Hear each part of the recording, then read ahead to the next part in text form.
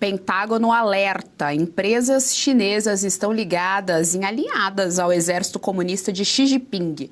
Entre as listadas pelo governo Trump estão as gigantes Alibaba e BYD. Uma declaração do presidente republicano do Comitê Especial da Câmara sobre a China coloca fogo no parquinho.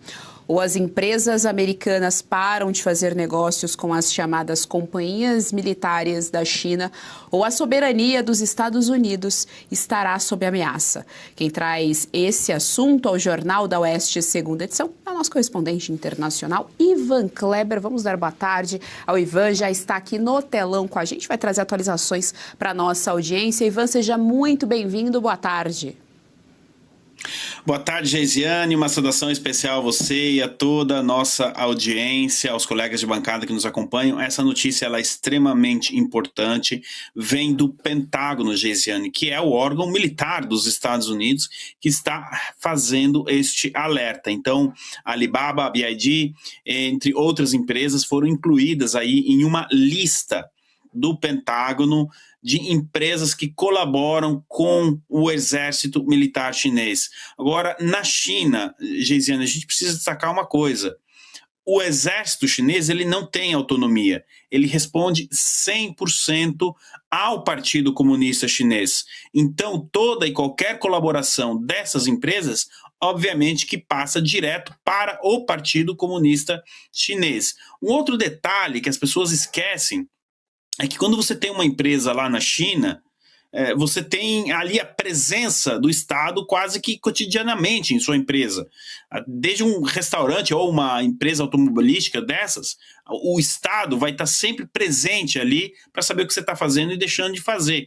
Inclusive na China, existe um programa onde empresas privadas precisam sim contribuir com o governo chinês, compartilhar informações com o governo chinês, se assim o governo decidir. No caso da Alibaba, né, seria uma dessas empresas que estaria até mais adiante nessa questão. Agora, nós temos empresas que operam no Brasil também, né? A BYD, por exemplo, ela tem sido aí noticiada da maneira que uma empresa, em teoria, não gostaria de ser noticiada, né? Agora, com essa colaboração aí, segundo a denúncia do Pentágono, com o exército militar chinês, ora por trabalho análogo à escravidão, no nosso querido estado da Bahia, aí ninguém fala da soberania, né, e dos direitos dos trabalhadores, escala 4x3, 5x1, 6x2, ninguém fala, né, quando é essa questão. O funcionário que tentou denunciar isso foi demitido, mas isso repercutiu nos Estados Unidos, não à toa o Brasil começa a circular aí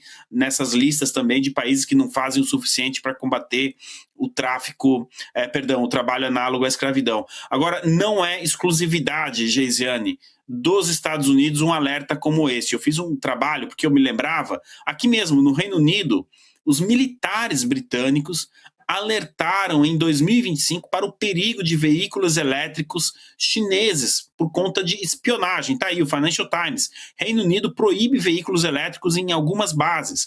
Já no Parlamento Europeu, parlamentares alertaram para o risco de espionagem provenientes da tecnologia automotiva chinesa. Existe uma suspeita de que os carros, então esses veículos elétricos, seriam uma espécie de smartphone de rodas, assim, uma pesquisadora do Parlamento Europeu definiu um carro elétrico chinês, ele passaria todas as informações, todos os dados do usuário para uma central na China, e esses dados ficariam disponíveis para o Partido Comunista Chinês. Agora, sabe quem mais impediu aí, digamos assim, carros elétricos em seu país, chineses, obviamente? Israel, pelo menos nas proximidades das bases militares. Agora, eu acredito que Israel possa sim ser considerado uma autoridade, não é? Em questão relacionada à tecnologia. Se os israelenses tomaram essa medida, tem um porquê, Geisiane. Eles não teriam tomado essa decisão à toa. Então, é um alerta que se faz ao mundo todo do perigo, não só aí dos carros elétricos, mas das empresas. Isso lembra também, né, o embate que a gente teve entre o governo americano e o TikTok. Hoje o TikTok já não é mais controlado, pelo menos dentro da China, nos Estados Unidos, pelo Partido Comunista Chinês. Isso porque se teve uma pauta, Geisiane, que uniu o Biden ao Trump, Assim, os dois, eles tinham divergência até para decidir se era dia ou noite, mas a questão do TikTok, devido à gravidade, conseguiu unir os dois e o Biden começou, então, aliás, o Trump começou no primeiro mandato a afastar a influência, digamos assim, da China no TikTok, o Biden continuou e o Trump terminou. Olha só a importância desse assunto. Eu espero que isso também seja debatido profundamente em nosso país, no Brasil, uma vez que a gente começa a observar cada vez mais, né, produtos e empresas chinesas operando no território nacional. Geisiane, eu devolvo para você. É importante porque nesse caso as empresas chinesas têm de fato gente do PCC, que não é o PCC brasileiro, no caso é o PCC deles, né? Agentes do PCC dentro dessas empresas, o Partido Chinês, o Partido Comunista Chinês, às vezes eles não sabem dessa presença ali dentro, então é uma coisa muito nebulosa, muito estranha, às vezes é declarado e às vezes não. E é interessante também esse debate porque a gente pensa enquanto Ocidente mesmo, há um debate em relação a esses carros elétricos. Será que ele leva mesmo a gente tão longe? Qual é o tempo de vida desses carros elétricos? Há todo um debate de como o Ocidente passa a ter a sua mobilização aqui dentro em relação aí a essa inserção, né, de carros elétricos no Ocidente, no nosso mercado. Ivan Kleber, deixa eu trazer aqui à tela os nossos analistas políticos, passar a palavra para a nossa querida Fabi Barroso. Vou lembrar aqui que o Enzo Ferrari, ex-CEO da Ferrari, negou, né? Falou, tirem o cavalinho da Ferrari quando fizeram a Ferrari elétrica. Então fica aqui também a dica para a gente pensar a respeito disso. Ivan, boa tarde. Ivan, diante dessa constatação do Pentágono e pensando aqui que o Brasil está na linha de fogo, né, que o Brasil tem aí os Estados Unidos quer minar essa ingerência chinesa no Brasil, pela importância do Brasil para os americanos, você acredita que aquele financiamento que a gente comentou ontem, que foi feito em Wuhan, né, vai prejudicar mais ainda as tratativas entre Brasil e Estados Unidos, considerando que o Lula está cogitando encontrar o Trump na França, aí pertinho de você, na semana que vem? Olá, doutora Fabiana. Pois essa questão dos carros elétricos é um debate interminável, né? Lançaram a Ferrari elétrica e azul. As ações da empresa, por razões óbvias, caíram 8% e deveriam ter caído muito mais. E eu tô falando com o coração de um ferrarista que foi a Monza assistir corrida por causa da Ferrari e do Rubinho Barrichello. Bom, eram outros tempos. Sim, doutora Fabiana, com certeza essa aproximação aí, essas negociações do Brasil com a China não ajudam em nada o governo Lula. Eu me pergunto o que o Lula pode conversar ali no encontro do G7 com o presidente Trump que ele não possa conversar antes.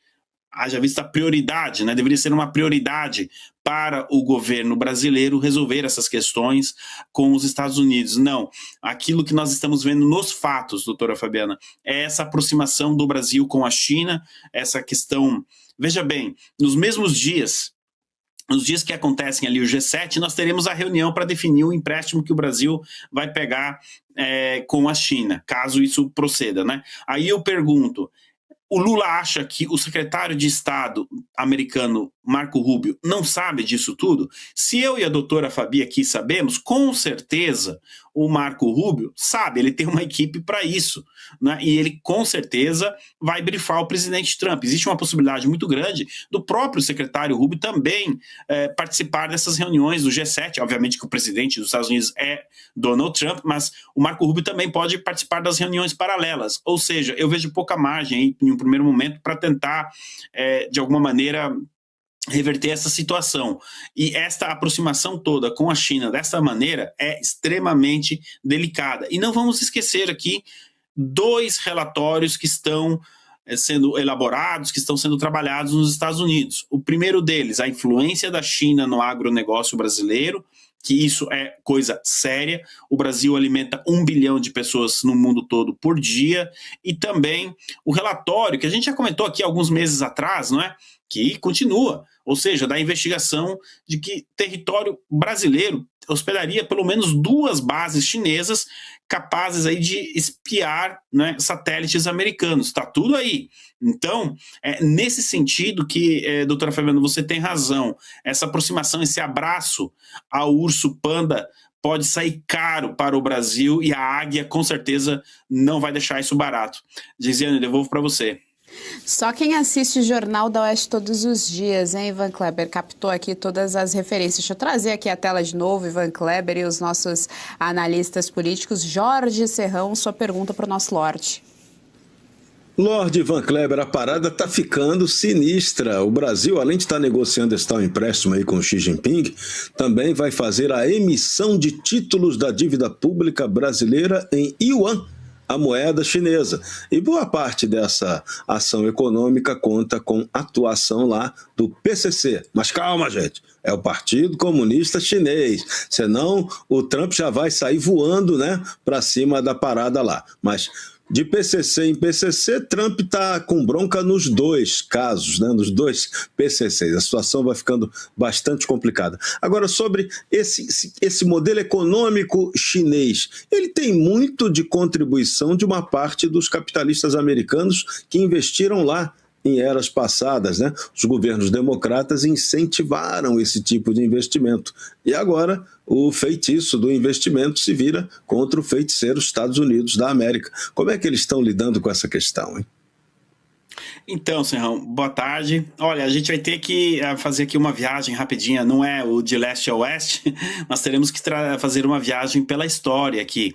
Essa situação toda começa, né, o embrião, uma estratégia americana desenhada por Henry Kissinger, secretário de Estado americano, um dos piores que os Estados Unidos já teve, de tentar separar a União Soviética da China. Com isso, ele promove uma aproximação dos Estados Unidos à China na década de 70, entrou para a história uma viagem que o presidente Nixon fez para jogar ping-pong teve primeiro a equipe americana, o Nixon não jogou ping-pong, né? Teve a equipe americana que foi jogar ping-pong na China, depois o Nixon visitou a China e dali em diante foi dado início a um trabalho para que a China entrasse na Organização Mundial do Comércio, mas sem se adequar às regras dos demais países do Ocidente. Então, quem deu um prego final ali no caixão foi o Bill Clinton, que acelerou a entrada da China na Organização Mundial do Comércio, e enquanto um chinês trabalhava 14 horas por dia, sei lá, por $3, $4 a hora, um americano tinha que trabalhava 8, ganhando 10, 12 horas. Isso deu uma disparidade e chegamos na situação que nós chegamos. A estratégia desse senhor Kissinger era a seguinte: vamos levar as empresas e as indústrias americanas para lá, vai acontecer uma revolução, eles vão derrubar o regime chinês e vai ficar tudo muito bem, toda maravilha, o comunismo vai acabar. Não foi o que aconteceu, os chineses deram um somebody love aí no Kissinger, as empresas foram para lá, e nós estamos agora com essa situação. Uma coisa que as pessoas precisam ter em mente é que na China todo aspecto da vida humana, da vida da pessoa, do dia a dia, desde a hora que ela acorda, a hora que ela vai dormir, quantos filhos ela vai ter, quantos filhos ela não tem, o que vai comer, o que vai deixar de comer, tudo passa pelo Partido Comunista Chinês. Não existe liberdade dos cidadãos e toda a infraestrutura do país, toda a indústria do país, setor tecnológico, tudo é voltado para a manutenção do Partido Comunista Chinês no poder. E mais, no aniversário de 100 anos do Partido Comunista Chinês, esse senhor que está aí na tela, o Xi Jinping, disse o seguinte: será o modelo socialista chinês a prevalecer no mundo, porque obviamente eles não estão contentes mais do controle que eles têm na China, eles querem exportar isso para o mundo todo e aparentemente alguns membros do governo e do judiciário brasileiro estão querendo isso para o nosso país. Geisiane, devolvo para você. Muito obrigada, Ivan Kleber, pelas suas informações aqui no nosso Jornal da Oeste, segunda edição. Até a próxima.